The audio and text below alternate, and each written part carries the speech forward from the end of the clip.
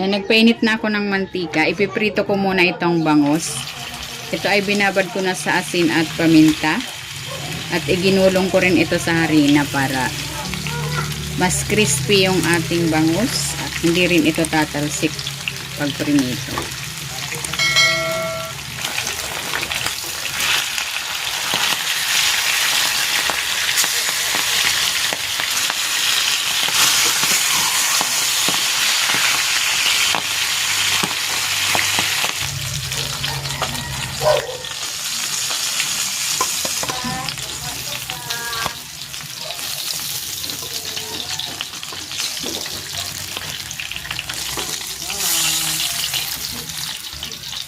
Maglalagay na ako ng butter.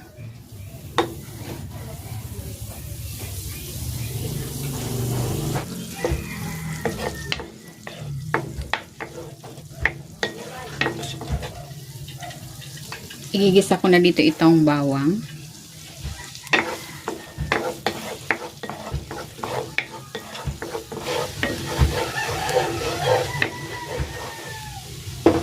Ilalagay ko na rin tong bell pepper.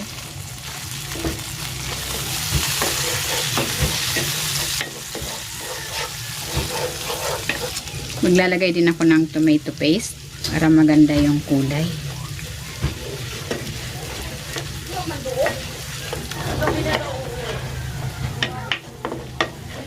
Ariel Boy Queen.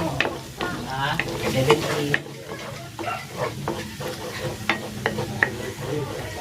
Oo, 35 na yan. Maglalagay ako dito ng konting asin, paminta, konting seasoning, at ng kalamansi.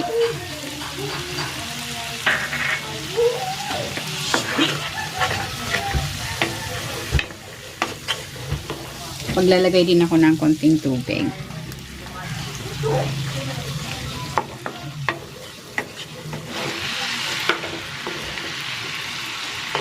Ayan, okay na itong sauce.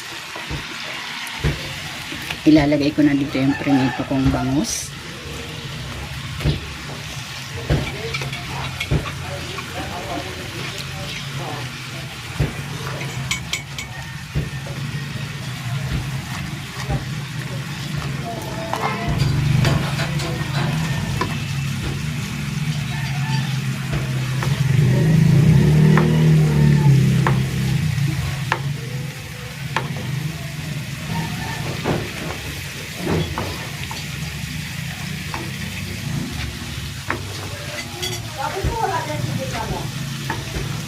Ayan, luto na itong buttered garlic bangus with bell pepper. Hahanguin ko na ito.